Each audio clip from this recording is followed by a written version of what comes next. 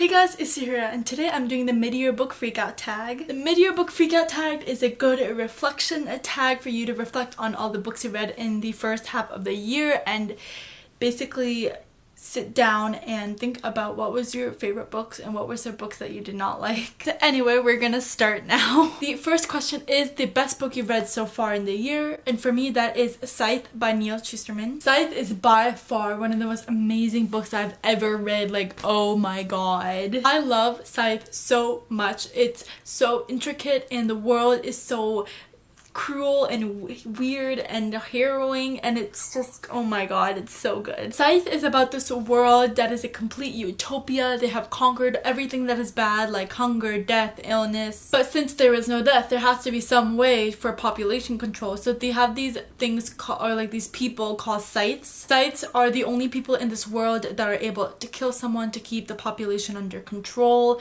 and it's about the story follows two characters, Citra and Rowan, who are chosen to be Scythe's apprentices, so they'll learn how to be a Scythe so they can be one when they're older. Of course, Citra and Rowan do not want to be Scythes, but they learn about what it means to be a Scythe and the whole Scythe. They discover that in the Scythedom there's a lot of darkness and corruption, and there's a lot of corrupted Scythes that abuse their power, and there's a bunch of stuff that goes down, and if you haven't read it, I highly recommend you pick it up because it's really, really good and you would not be disappointed. Question number 2 is the best sequel you've read so far this year, and for this one it's the sequel to Scythe, Thunderhead. Thunderhead is the sequel to Scythe. It is so good, just as amazing as Scythe. It goes to so many new places and so many new heights and levels. As compared to Scythe, there's even more stuff that goes down in Thunderhead. It's so good. It explores the world more and explains it a bit more, and it was amazing, and I can't wait for the third book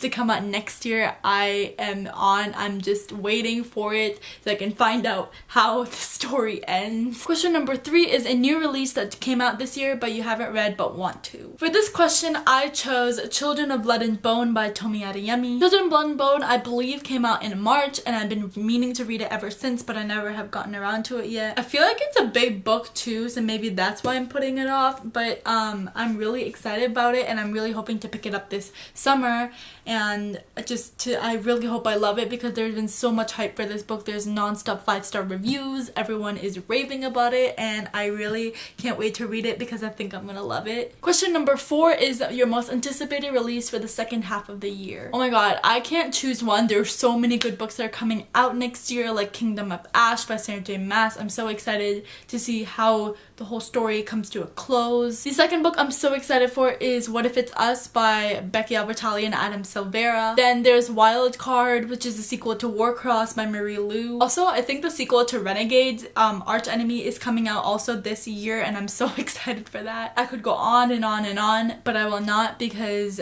I think it only asks for like one book, but I'm gonna give you like 5 because I can't choose. Question number 5 is biggest disappointment. For this one, it wasn't a huge major disappointment, but I think I still was a little disappointed with it, and that was Love, Hate and Other Filters by Samira Ahmed. Love, Hate and Other Filters is about a Indian American Muslim teen named Maya Aziz, and she lives in Illinois with her family, and basically it's the senior year of high school, and she's deciding between staying in her city and going to college close to home, which is what her parents want, and going off to a film school in New York, which is what she wants. She's navigating senior year with her crush, and then this terrorist attack happens, and the perpetrator of this attack shares her last name. Now, after this attack, there is a bunch of Islamophobia in her town, and she has to deal with it. The reason I was disappointed with this is because it focused a lot more on romance than I thought it would. I was so excited for this book because I'm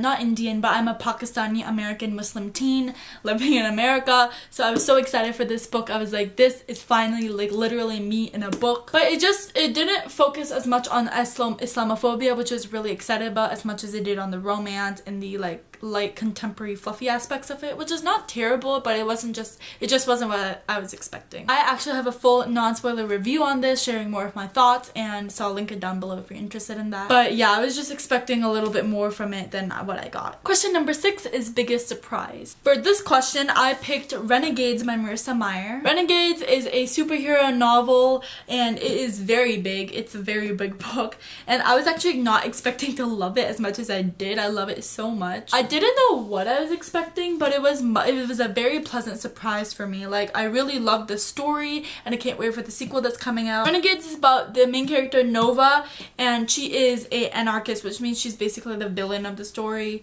or part of the group of villains. In the city, the anarchists used to rule, but the heroes called the Renegades took over the city, and now the anarchists are kind of off somewhere else planning to take back the city. So her group of people tell Nova to go and become one of the Renegades and to kind of spy on what's going on there. As a part of the Renegades, she meets the second main character, Adrian, who is her love interest, and together they start talking about what it means to be evil and hero, and basically there's a bunch of stuff. There's like hidden identities, there's betrayal, there's a lot of stuff in this book. It's a nice package of everything. Question number 7 is favorite new author, and for this one I chose The Cruel Prince by Holly Black. This was my first Holly Black book I've ever read, and I'm so glad I picked it up. I loved it so much. The Cruel Prince follows the main character Jude and her sisters. Jude's parents were murdered when she was 7, and so she was taken away to this fairyland basically to live and grow up. Now 10 years later, she wants to be a part of them and become one of them, even though she is a mortal and cannot do so, but she is still trying. Many of the fairies hate her because she's human, especially the crown prince, Prince Carden. Then a bunch of stuff goes down. I'm using that phrase a lot. I feel like that sums up like, oh, a bunch of stuff went down. I don't know how to say it. I don't want to spoil anything. Just a bunch of stuff happened. The Cruel Prince was so magical. I loved the world and Holly Black's writing. It creates a mysterious atmosphere, and there's a lot of political intrigue in this book. So many politics and betrayals and everything. After this, I can't wait for The Wicked King, which is a sequel to The Cruel Prince, and I'm really looking forward to pick up more of Holly Black's work, and hopefully I will love it as much as I love The Cruel Prince. Question number 8 is your new fictional crush. I actually don't have fictional crushes, which is, I feel like I'm the outsider because I feel like everyone on BookTube has a fictional crush, but I don't. Question number 9 is your newest favorite character. For this question, I chose a book that's not a new character, but basically I rediscovered this character, and that is Laya from And Ember in the Ashes by Sabaa Tahir. I have read this book 3 times now, but it's been a while since I read it last. I think like 2 years.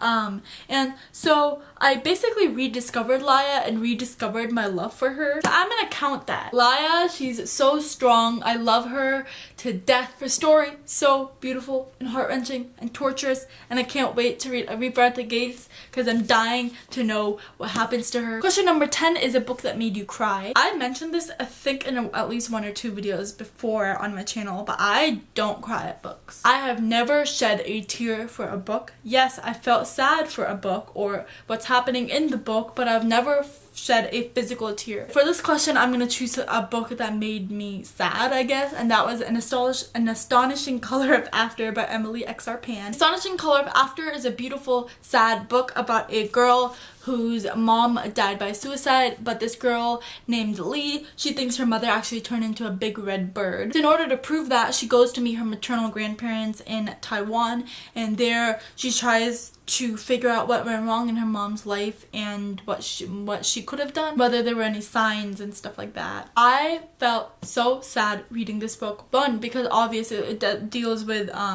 suicide and grief and death, but the whole atmosphere of the book was very down, and even though it had like underlying tones of like hope, I still felt sad. If you haven't read it, I highly recommend you do.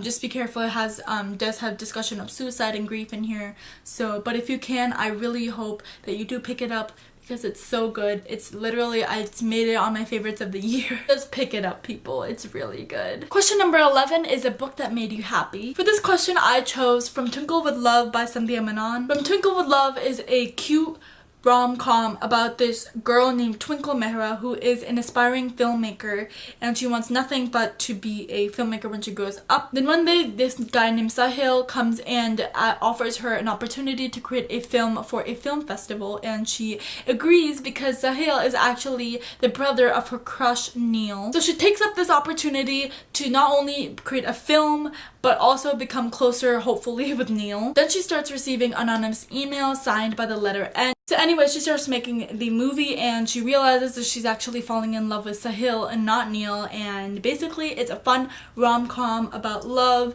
and trying to be someone and fitting and seeing how you fit in.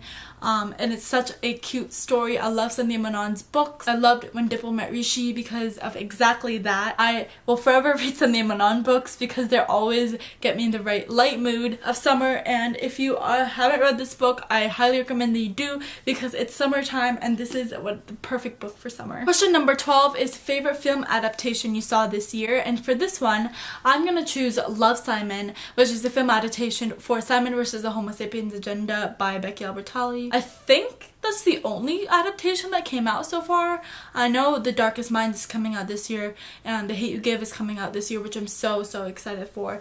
But I think Love, Simon is the only one that came out in the beginning of the year. Love, Simon, I literally saw it the day it came out and I loved it so much. I love Simon vs. the Homo Sapiens Agenda and I loved the movie so much. I can't wait to watch it again. It'll be something that I will watch over and over and over again until I'm 80. It's so heartwarming and it's so important for our time, and if you haven't watched it, then I really, even if you haven't read the book, I highly recommend that you watch the movie because it's so important for our time and so warm and loving and so good. Question number 13 is what is your favorite review that you've written this year, or for the booktube version, what's your favorite video that you've created this year? Actually, my most favorite video that I've done this year is actually a review. That is my Love, Hate and Other Filters review, which again is linked down below in the description. But that review, I loved it so much. It meant so much to me because the book is something, it follows a character that is so similar to me and I can relate to, and I was so excited about reviewing it because I wanted to give my perspective. It was so much fun to film because I was so passionate about what I was talking about and the representation in it and stuff like that. I loved making that review and I love it for if you could check it out because I had so much fun making that video. Question number 14 is what's the most beautiful book you've bought so far this year or received? This one, I'm gonna choose a book that I talked about in my most recent video, and that is Fury Born by Clara Legrand. This cover is just so beautiful. The last tag question are what are some books you need to read by the end of this year? That's a lot of books. That's